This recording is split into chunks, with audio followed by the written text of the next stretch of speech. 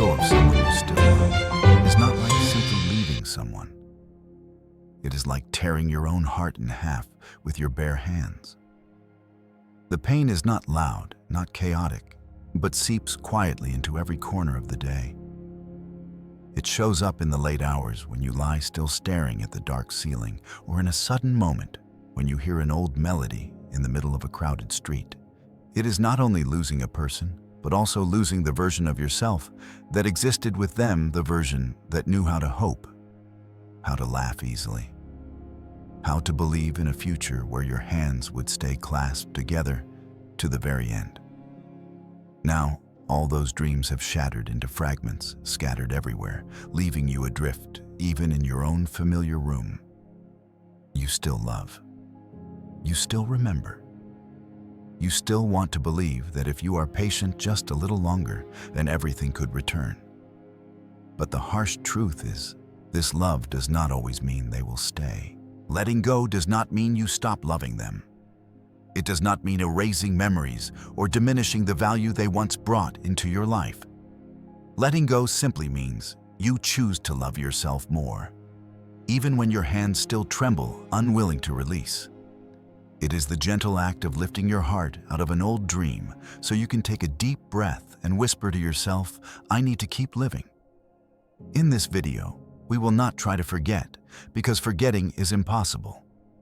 Instead, we will learn how to face it, to sit with the pain, to name it, and to turn it into the first step of a slow healing. We will look to the wisdom of Stoic philosophy, not to numb our emotions, but to face them squarely and transform them into strength. This is not weakness. This is a quiet, tender, but steadfast power, even when you are breaking inside. Stay with me until the end. Together, we will find a way to set down the burden of a lost love and begin walking the rest of the path that is yours alone. First, admit this: you are in pain, deep pain. There is a truth many try to avoid. Losing someone you love is like a death without a funeral. They are no longer beside you, yet traces of them remain everywhere, the shirt they once left behind, the scent still clinging to your sheets, the habits you have not yet untangled. You still live, still breathe, still smile at the world, but inside a part of you has died. That is why letting go of someone you still love hurts so much. It is not just losing a person, but losing a piece of yourself. Do not force yourself to be strong, nor pretend you are fine. You can tell your friends, "I'm okay." You can go to work, go out, bury the ache in noise and company. But when night falls, when no one is around, all those masks slip away, leaving a heart raw and torn. No one survives loss without nights of crying into a pillow until it's hard to breathe. No one passes through separation without freezing in the middle of a supermarket aisle just because they saw the food their person once loved. There is a rarely quoted line from the Stoic philosopher Musonius Rufus: "The one who never admits his pain is the very one who allows it to grow stronger." He did not mean we must complain or wallow, but warned that pain, if denied, becomes poison that silently kills the peace of the mind. Acknowledging pain is the first step to shrinking it from an invisible monster into a real thing you can face. Modern psychology agrees. Elizabeth Kubler-Ross, who studied the 5 stages of grief, showed that the first stage in loss is denial. We often refuse to believe or pretend nothing is over because the truth is too heavy to bear. But if you linger too long in denial, you become trapped. The most crucial step is moving from denial to acceptance. To say aloud, even in a whisper, "I am in pain. And this is real." That small sentence holds more power than you realize, because it ends the inner lie and opens the road toward healing. I remember a man once telling his story. After his wife left, he lived as if nothing had changed. Each evening he set the table for 2, placing chopsticks for the person no longer there. He did not cry, did not complain, did not tell anyone. until one day he broke down when he saw her sandals in the corner. The tears came flooding like an ocean that had been building for months. He said, "It was only when I cried that I realized I was still alive." And from that moment on, he began the journey of accepting that the woman he loved was gone. This is the difference between those who admit their pain and those who bury it. The ones who bury it only prolong its silent gnawing. The ones who admit it, though not yet relieved, at least lay the first stone toward healing. And remember, this letting go does not have to look graceful. It does not need to look strong. It does not need to prove to anyone that you're fine. Letting go can be messy, uneven, ugly. It can be sleepless nights, mornings, where you cannot get up, meals that taste like nothing. But it only needs to be real. It only needs you not to hide from yourself anymore.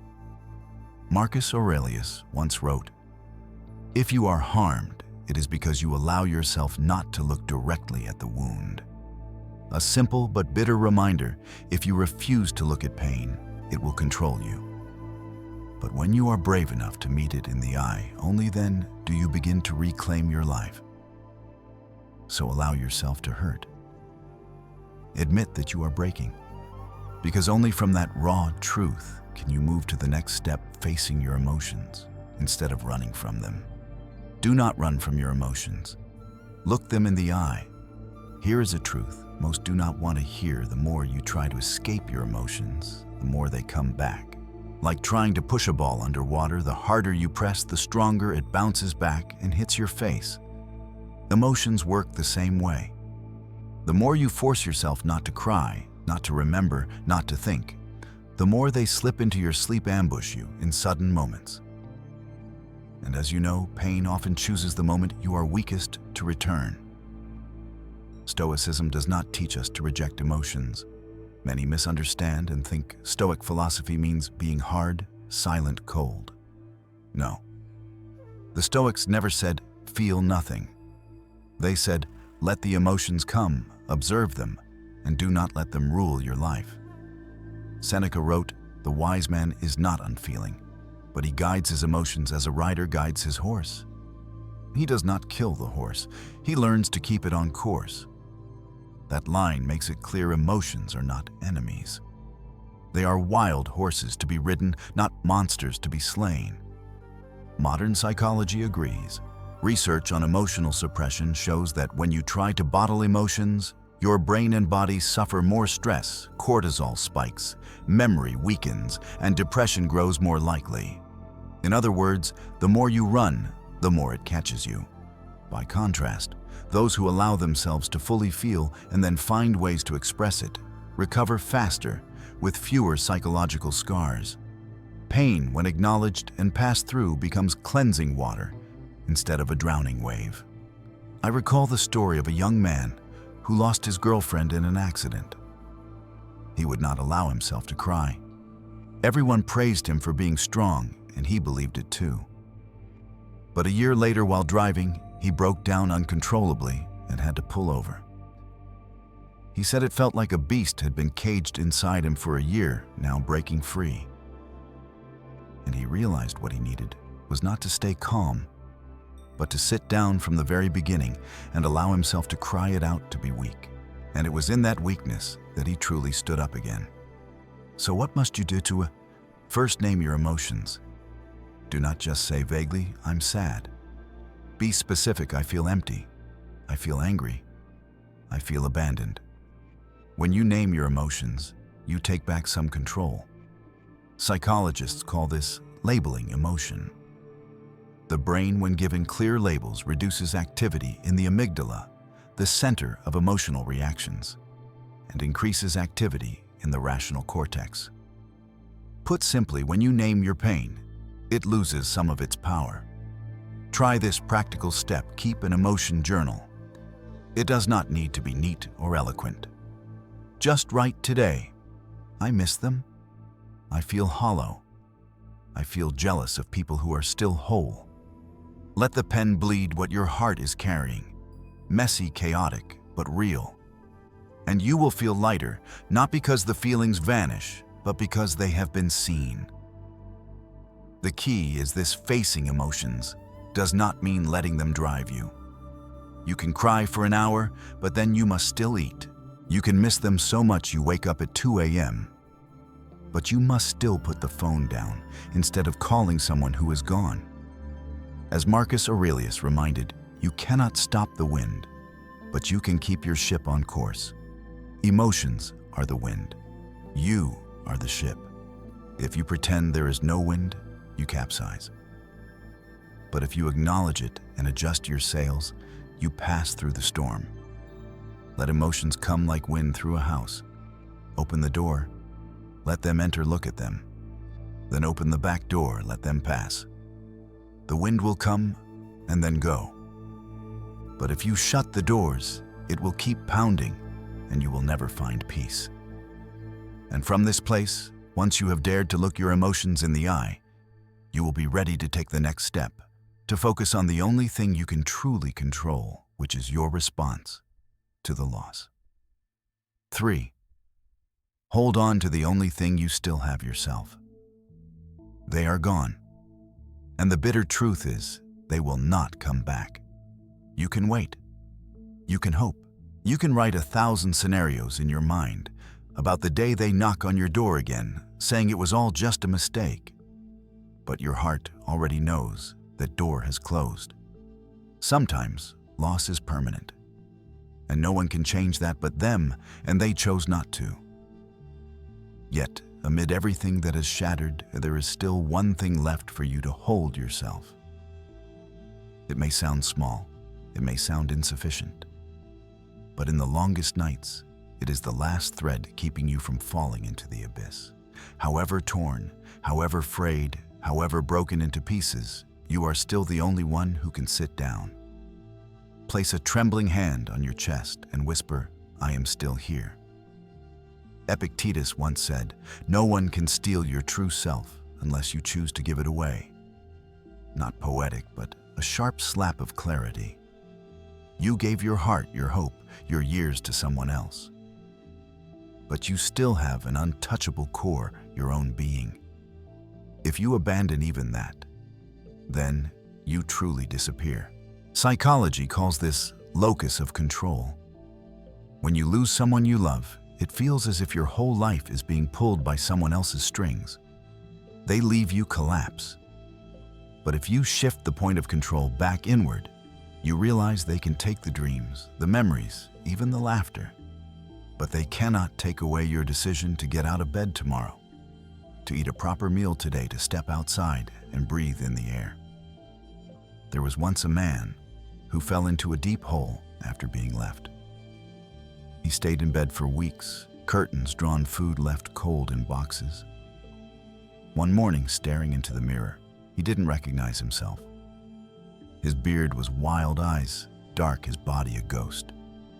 In that instant, he understood, if I no longer recognize myself, then I have lost the last thing I had. From that day, he began with small acts, shaving, showering, putting on a clean shirt. No one was there to see. No one was there to praise. But those simple acts saved him piece by piece. You may think such small acts mean nothing, but they are the very life rafts that keep you afloat. Sit up, wash your face, change into fresh clothes, open the window to let light in. Place a warm meal in front of yourself. Not because you are happy, but because you deserve care even when you don't believe it yet. Imagine you are holding a wounded child. You would not abandon it, would you? You would wipe its tears, bandage its wound, whisper, "It's okay." Do the same with yourself. Because right now your heart is that abandoned child needing tenderness, not scolding. The ancient Greeks had a metaphor: the human soul is a lamp.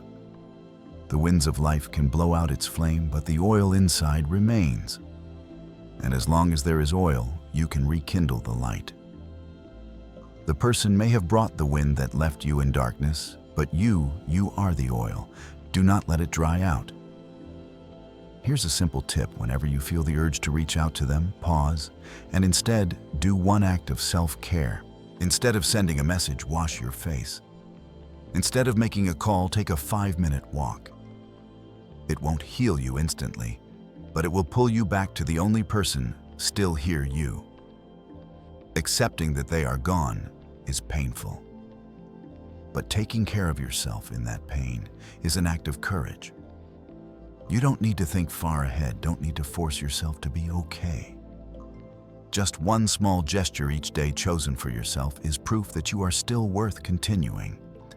And it is from here, once you realize that you still have yourself, that you begin to see another truth. You cannot control the one who left, but you can control how you move forward.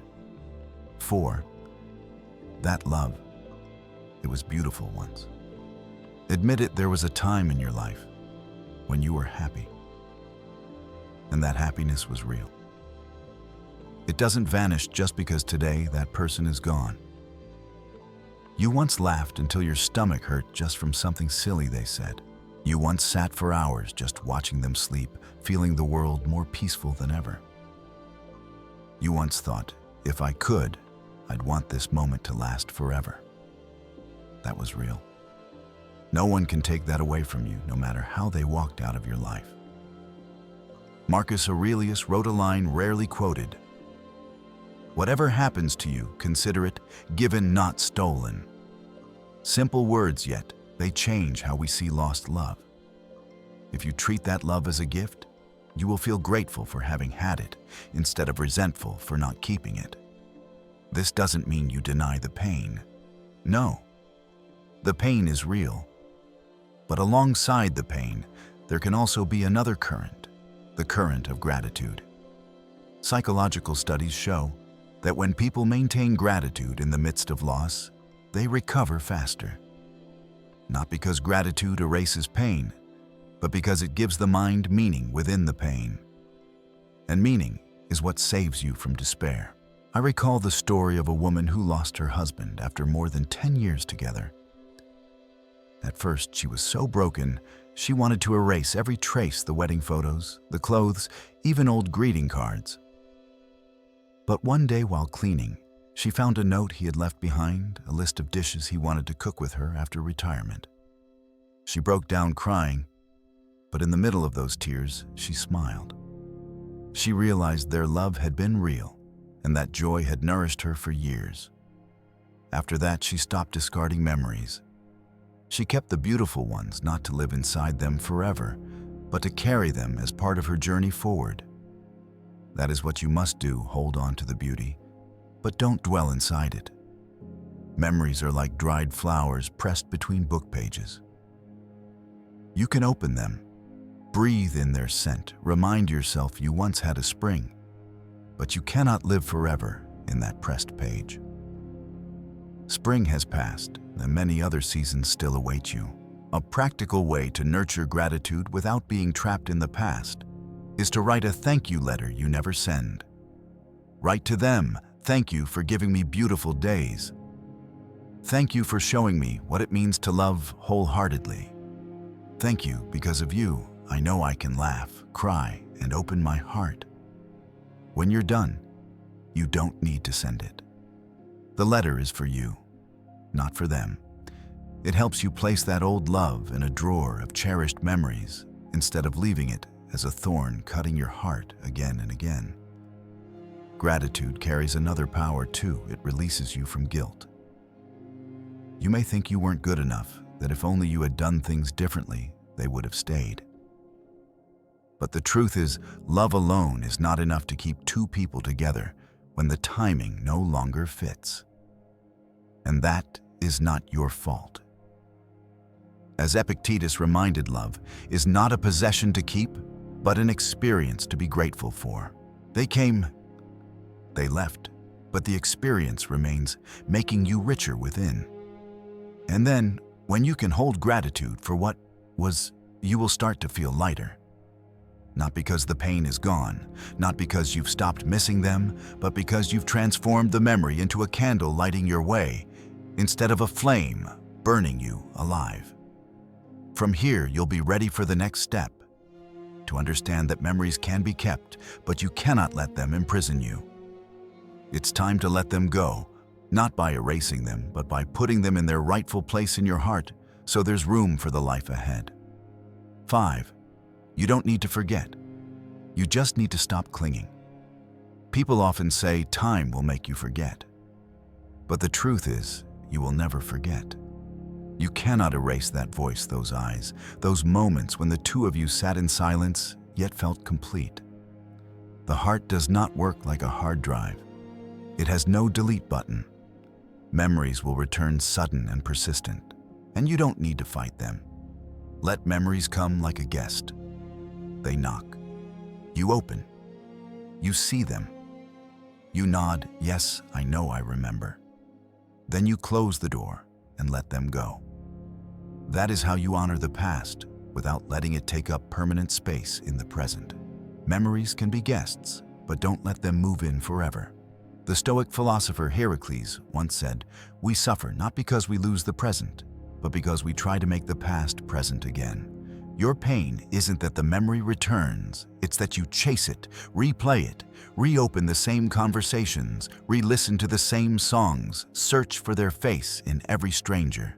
That's when memory stops being a guest and becomes an occupier, pushing you out of your own home.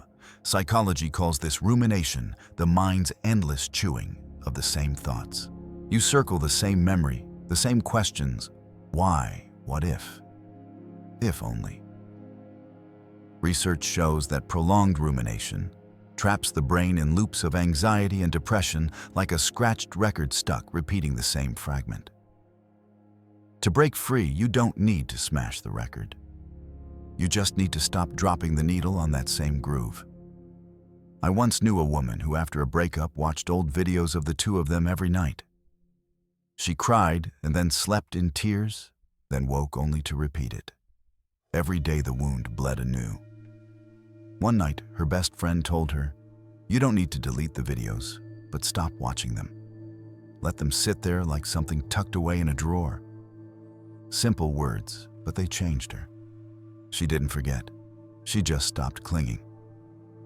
And little by little, her nights of crying grew shorter until one day she realized she had slept through the night. Here's a small tip. Whenever memories return, don't chase them. Take a deep breath and remind yourself. This is a memory, not the present. Repeat it a few times. That sentence is like a marker pulling you back into now. Because the truth is right now, you are here breathing, listening to your heartbeat. The past exists only in your mind. Memories are like old paintings hung on a wall. You can pause, look, smile, or shed a tear. But you cannot step into the painting, cannot live in it, cannot pull the figure from the canvas back into your arms. The more you try, the more lost you become. The only way is to let the painting hang where it is, while you walk on into the other rooms of your life. Epictetus once gave a rarely cited reminder: learn to love memories as you love a passing traveler. Cherish their presence, but know they will move on. When you look at memories that way, you stop wrestling with them. You feel gratitude for having had them without clinging until they wound you further. And that's the crucial part. You don't need to forget. You just need to stop clinging.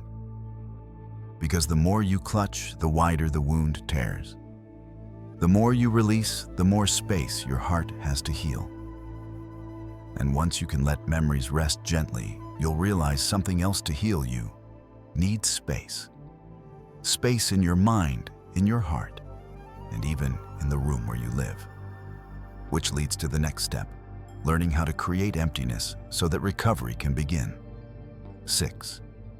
Cut away everything that makes you break down uncontrollably.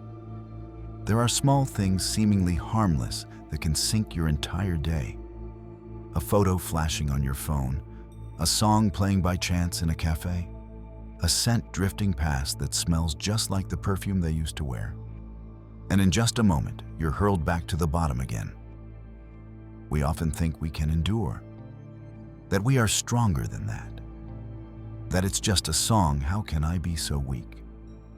But the truth is, the heart is not as rational as the mind.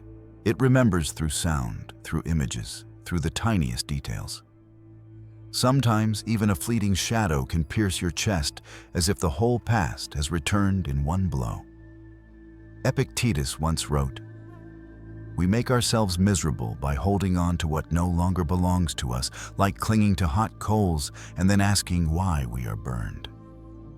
The keepsakes, the habits, the traces of them in your life, they are no different from those hot coals. Once they warmed you, but today they only scorch. The only way not to be burned is to put them down. Psychologists call this environmental triggers, cues in your surroundings that reactivate intense memories and emotions. When the brain encounters them, it instantly reawakens the neural pathways tied to that person, flooding you with grief as if the loss had happened yesterday. You're not weak. You're human, and your brain is working exactly as it was designed. Which is why removing these triggers isn't cowardice. It's a vital step toward recovery. I once knew a man who, after a breakup, kept every photo of his ex in his phone. Each night he opened them, cried, then promised, "Tomorrow I'll delete them." But the next morning, he couldn't bear to. And so the wound never closed. One day, exhausted, he handed his phone to a friend and asked them to erase it all.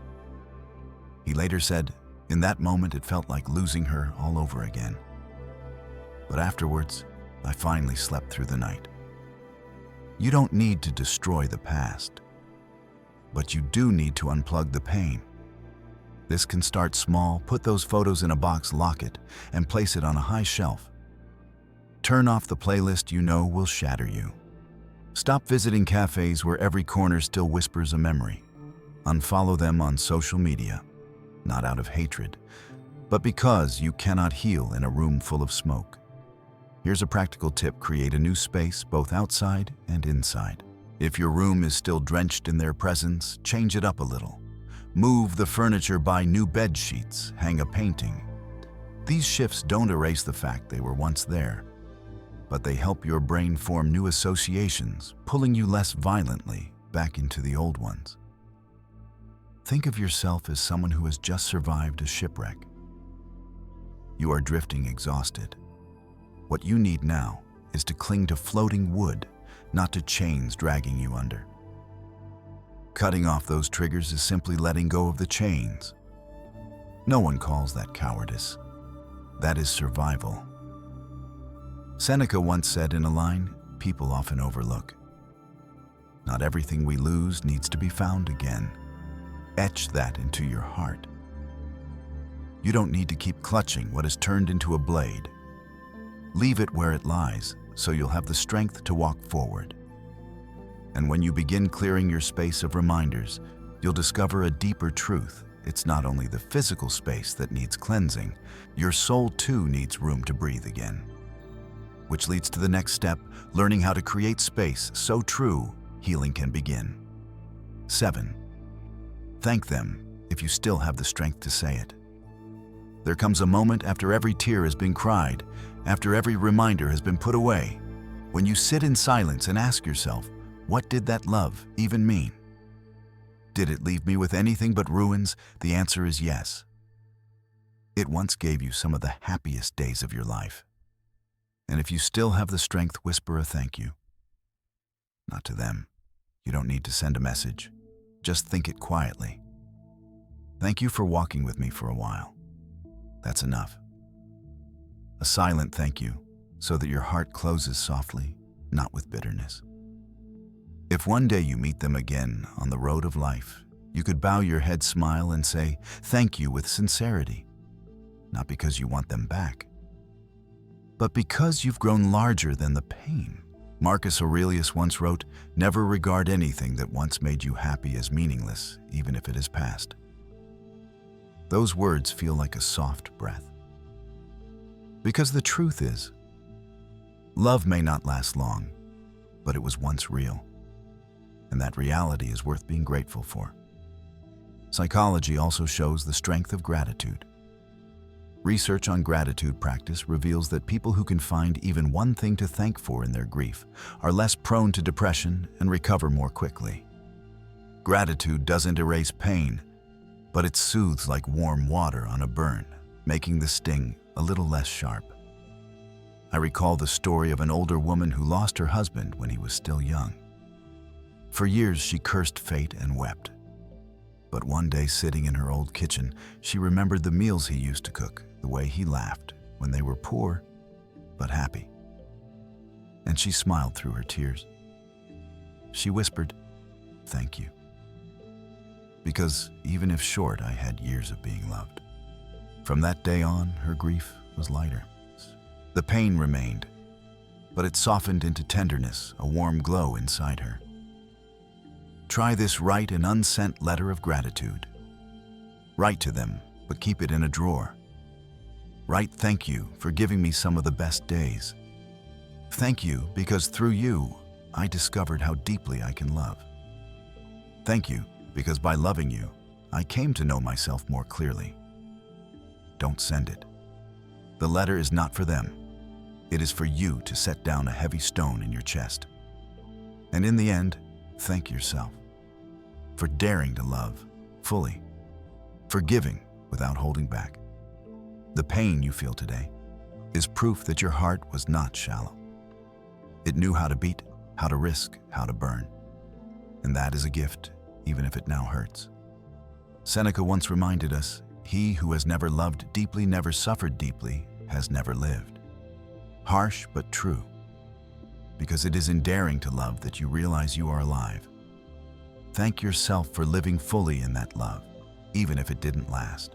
Love is not measured by length, but by depth. A brief but wholehearted love is worth more than a long one lived half-heartedly. And when you have learned how to give thanks, you'll see another truth.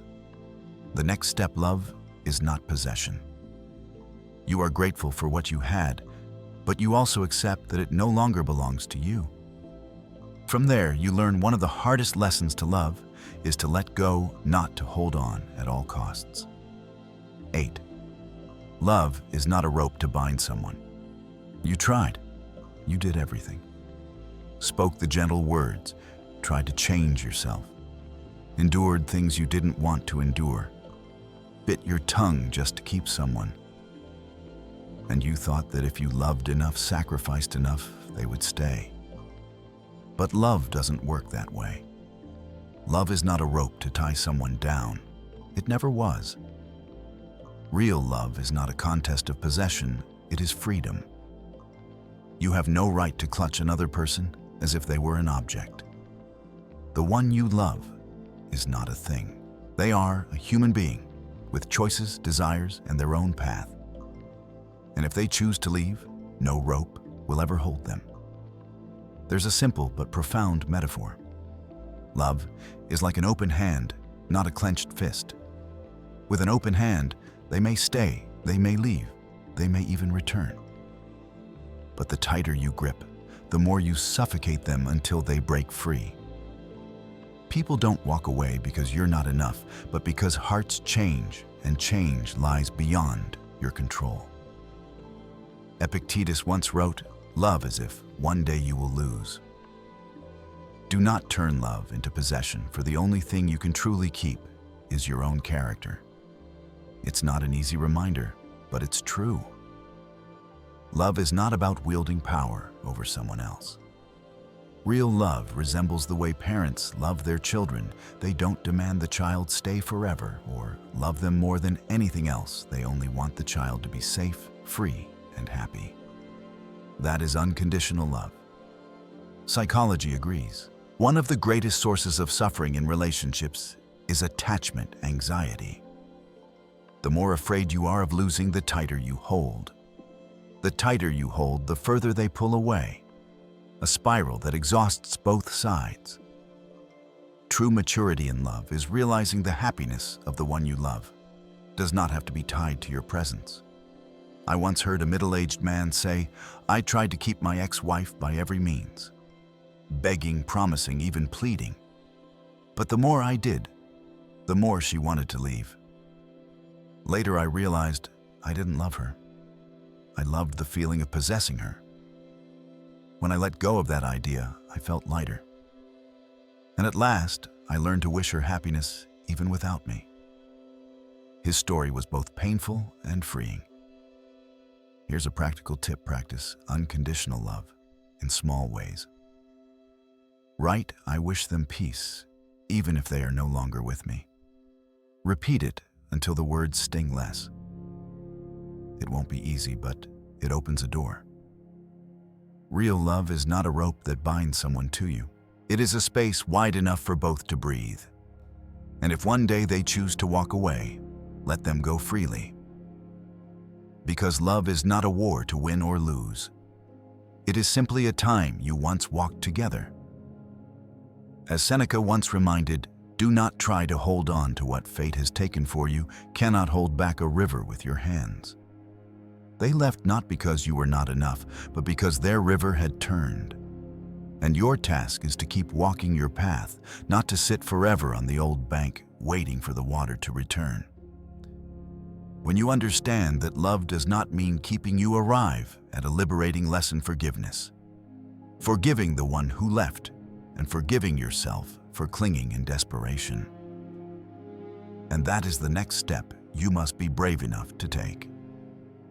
9. Forgive even if you're still angry. Maybe you're still angry. Angry at them for leaving, angry at yourself for loving too much, angry at the world for not giving your love a beautiful ending. At first, anger can feel like the only energy keeping you standing. But slowly you'll see how exhausting it is. Anger drains you. It siphons away every drop of strength until you drag yourself through each day as if carrying a backpack full of stones. Carrying wounds for a lifetime is too heavy. You cannot walk far if you're bent under the weight of that burden. Forgiveness, then, is not an acquittal for anyone. Forgiveness is simply the act of setting the backpack down so you can breathe deeply and keep walking. Epictetus once said, "When someone hurts you, they've taken something. But if you keep holding on to resentment, you give them the power to keep taking from you forever." A harsh reminder: the longer you cling to anger, the longer you allow someone who has already gone to rule your heart. They're not here anymore. But your anger makes it feel like they still sit in your chest, burning away your days. Forgiveness is the only way to reclaim your heart from their hands. Psychology confirms this. Long-held resentment doesn't just exhaust the spirit, it corrodes the body. Studies show that people who harbor grudges for years are more prone to heart disease, high blood pressure, and sleep disorders. Forgiveness, on the other hand, lowers stress, improves health, and brings freedom. Forgiveness ultimately is not a gift you hand to the one who hurt you. It is a gift you give yourself. I recall the story of a man betrayed after many years of marriage. He was bitter raging, unable to eat or sleep. An older friend told him, "You have two choices. Either carry her on your back forever in hatred, or set her down and keep going." At first, he didn't understand. But one night, worn out from crying, he sat down and wrote a letter: "I forgive you. Not because you deserve it, but because I deserve a lighter life." The letter was never sent. But from that day, he slept in peace. The anger didn't vanish completely, but it stopped ruling him. Try this whenever you feel yourself drowning in anger. Ask, why am I feeding this anger? Does it make me happier? Does it heal me? If the answer is no, then write "I forgive." Not for them, for me. Write it again and again until the words feel less foreign. Imagine you are a traveler on a long road, carrying a heavy shield on your back. That shield once protected you in battle. But now the battle is over, and it only makes your steps harder. Forgiveness is when you set the shield down. No one can force you to do it. But if you don't, you will never travel far. Seneca once said, "The strong are not those who take revenge, but those who forgive." For forgiveness is victory over anger itself. Forgiveness at its deepest does not excuse what happened. It is your declaration that you refuse to live forever in the past. You are choosing the future, even if it still hurts. And when you begin to forgive, you open a new space inside your heart. That space, little by little, will be filled with a fragile but necessary belief that ahead of you, something better still waits. And that is the next step you must prepare yourself to receive. 10. Believe that one day, you will love again. Right now, you may not believe it. You look at your heart and see only cracks, shards, and cold, empty spaces. You ask, how can a heart this broken ever love again? But the truth is, the human heart was made to heal. Like skin wounds that knit together, even without your urging, so too does the heart quietly mend. Maybe not today, maybe not next year. But one day you will wake up and realize the pain no longer grips your chest like before. You will hear a song walk down a street, and instead of tears, you will simply smile. This heart, after healing, can still beat for someone new. No one is destined to live forever among ruins. Marcus Aurelius once wrote, "Each dawn is a chance to begin a new life." Believe that. Love never runs out in this world. It only changes shape, circles around, and eventually finds its way back. Psychologists call this post-traumatic growth, the kind of growth that comes after hardship. When the heart endures loss, it learns not to close forever, but to expand. Studies show that people who have suffered heartbreak often gain the capacity to love more deeply and appreciate more fully when a new relationship arrives. The pain you carry today is quietly teaching you how to love with maturity, with wisdom, and with kindness. I remember the story of a woman in her 40s. After her marriage collapsed, she swore she would never open her heart again. But one afternoon, while out walking, she met a man who had also been through loss. They began talking not to fill a void, but because they recognized something familiar in each other.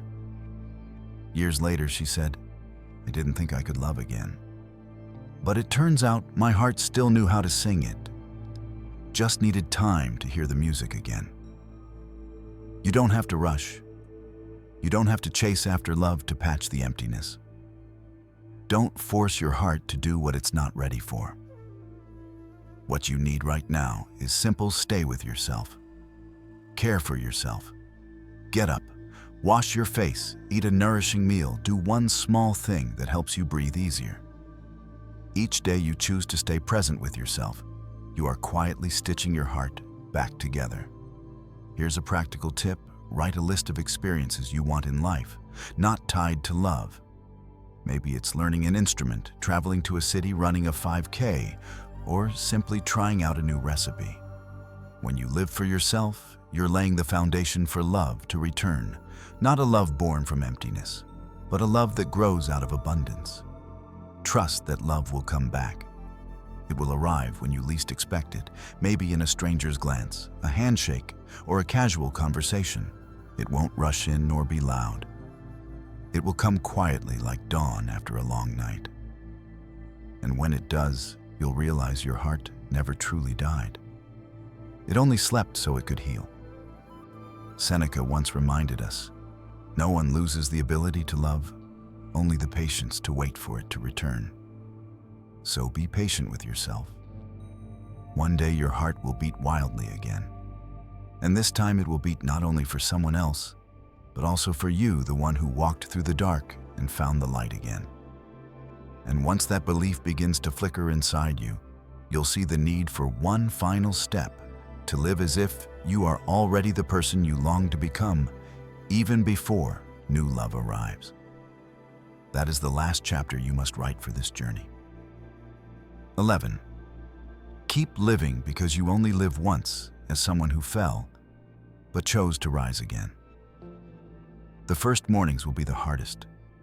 You'll wake to the cold emptiness of a bed, with one side untouched. You'll ache to text again, to scroll through old conversations, to hear their voice just once more. Each urge will cut into your heart like a blade. But then you'll set the phone down, not because you've stopped loving, but because you've chosen to love yourself more. Letting go is never a single decisive act. It's a chain of small, stubborn moments. It's the moment you don't send the message, the moment you fold the photo away, the moment you choose sleep instead of drowning in memories. Each act is like a brick laid down on a new path. And slowly the path lengthens, carrying you farther from the abyss you once thought you'd never escape. Marcus Aurelius once wrote, "No death is more terrifying than the death of the soul while it is still alive." Heartbreak is the same. If you let yourself collapse and stay collapsed, that is the true death. But if you, trembling though you may be, decide to take one more step, you have chosen life. Psychologists call this resilience, the strength of the spirit to spring back. Resilience doesn't mean you don't hurt. It means you hurt, but you don't surrender. You fall, but you rise. You lose, but you keep living. People with resilience aren't luckier than others. They've simply learned to put one foot in front of the other, even when their tears haven't yet dried. And it is precisely those small steps taken over time that build a strength you never imagined you had. I remember a friend telling me about his first heartbreak. He said, "I thought my life was over. I drank every night until I collapsed on the table. But one day I looked in the mirror and saw myself so broken that even I wouldn't want to stay with me. That day I decided to do one very small thing, go for a run. Just 5 minutes. From then on, I ran a little more, I ate properly again, I returned to work. Day by day. Now when I look back, I realize I was still alive, and I was worth living for." The story sounds simple, but it's a clear proof moving forward begins with one very small choice. Here's a practical tip. Each morning, choose one small act that affirms you are still here. It could be making your bed, walking for 10 minutes, or brewing yourself a cup of coffee. These small, ordinary acts are reminders I haven't completely fallen. I'm still alive. And as long as you live one more day, you've won another round against the pain. Remember, you only live once. Don't let a love that's gone steal the rest of your life. They may have left, but you are still here. Your heart, though shattered, still beats. Your breath, though heavy, still flows in and out. And as long as you are here, you hold the right to keep writing your story. Seneca once said, "Life is not short. We just waste it." Don't waste these days and collapse. Keep living, not to prove to anyone that you're strong, but because you deserve a full life. You deserve new mornings, new laughter, and one day, a new love. You will not forget completely. The wound will leave scars. But scars don't make you less beautiful. They are proof that you once fell, but chose to rise again. And one day, looking back, you'll be able to tell yourself, "I survived. I am still alive. And I will keep living." That is the greatest victory, not keeping someone else, but keeping yourself. Closing. Letting go of someone you once loved with all your heart is not the end of you. It is only a bend in the road, a passage you must walk through in order to see that you are still alive, still fully entitled to keep writing your life story. You have cried, you have collapsed, you have clung. You have loved with everything, and that was never a mistake. But now you must choose. Either live forever in the shadows of memory, or step out, unsteady though you may be, toward the light. The philosopher Epictetus once reminded us, no one loses anything except the illusion that it would last forever. Love has gone, but you remain. And you, not the pain, not the memory, are the one who decides how you will live from this day on. If you've listened this far, leave a comment. Hello, new chapter. Write it not for others to see, but to declare to life itself, "I have walked through loss and I choose to rise." Share your story, because when you dare to shine light into your own darkness, you also lift a torch for someone else. And if this video has touched you, like, share, and subscribe to Victory Stoic. Not for me, but so we can continue walking this path together. Remember, you only live once. Don't let that life wither away in the shadow of a love that is gone.